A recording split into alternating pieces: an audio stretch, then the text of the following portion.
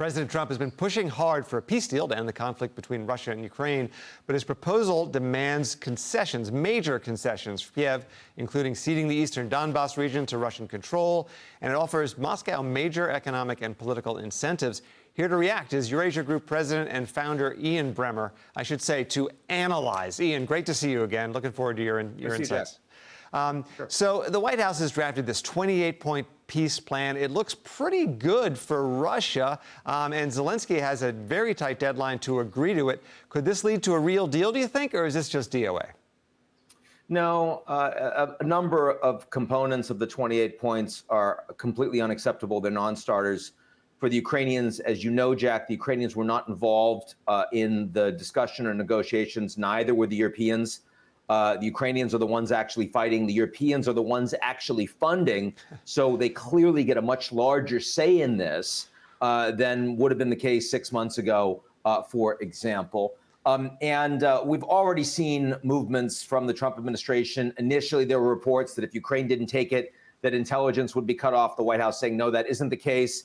Originally, it was being put forward as a fait accompli. Now it is being called a living document where the Ukrainian views will be incorporated, which will make it unacceptable from the Russians. I'd be very surprised if we even get to negotiations on the back of this deal. But it does show that Putin is trying to be responsive after Trump has escalated against Russia, both in providing support for Ukraine to hit targets deeper inside of Russia, and also tightening sanctions on Russian oil exports. That's really the news behind the story here.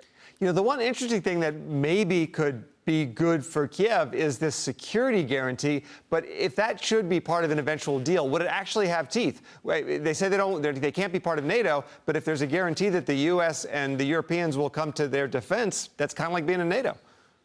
Well, it depends on what the security guarantees are. It may be that the United States itself refuses to commit to actually hit Russia, but that the Polish government and the French and the Germans and others would. So it could be short of full NATO collective security, and Ukraine wouldn't be in NATO, but they would have a collective security agreement from a number of countries, just as, for example, the Americans have just through an executive order provided to Qatar.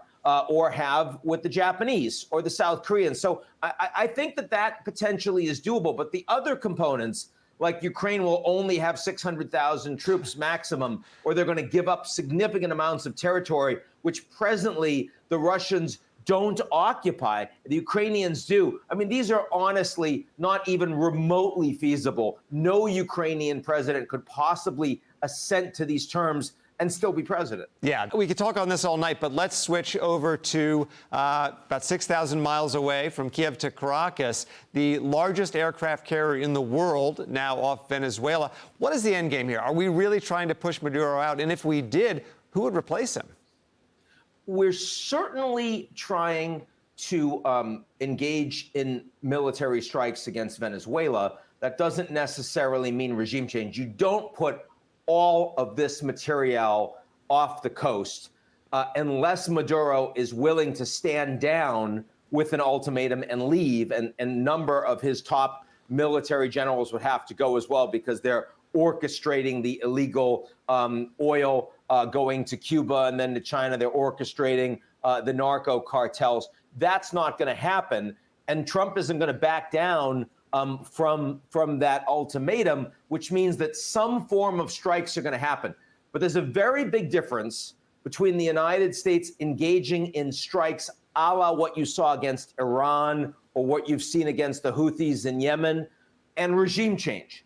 And the gap between Trump could easily say, OK, we're going to engage in strikes and then declare victory, much as he had with Yemen, because he recognizes that the alternative is very expensive and not likely to lead to a win.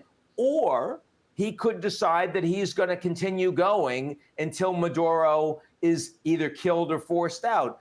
The latter is much more dangerous for the United States because chaos on the ground in Venezuela is potentially a much worse outcome than Maduro's continuation in power. Look at Libya, look at Iraq. Panama is not the only way this potentially goes. Yeah. Again, we could go on, but I do want to get to tariffs with you. Sure. There are a lot of pressures that have kind of tamped down the tariff efforts, like China showed that it could push back. The Supreme Court asked tough questions. The fear of inflation, I think, is causing the president to pull back a little bit. Where do you see tariffs going? Those are the big three. And so Trump is now in a materially more vulnerable position if he tries to keep the same leverage of unilateral tariffs in place that he felt he was moving towards back on Liberation Day, April 2nd. And that means that other countries around the world have more capacity to push harder and stand up to the Americans. We certainly see that with the Chinese directly because they are a powerful country led by a strong leader and that was willing to take pain to weaponize tariffs in return against the United States and export controls, licensing agreements on critical minerals. But so too we see with the Brazilians. So too we see with other countries around the world that now think that they can push harder against the United States. For the markets, what really matters here is your expectation of what tariff levels will end up at is lower today than it was before those questions started to being raised. And that is a positive for the global economy. Yeah, no question about it. Ian Bremmer, thank you. Have a great Thanksgiving. We'll talk to you soon. You too, Jack. Happy turkey.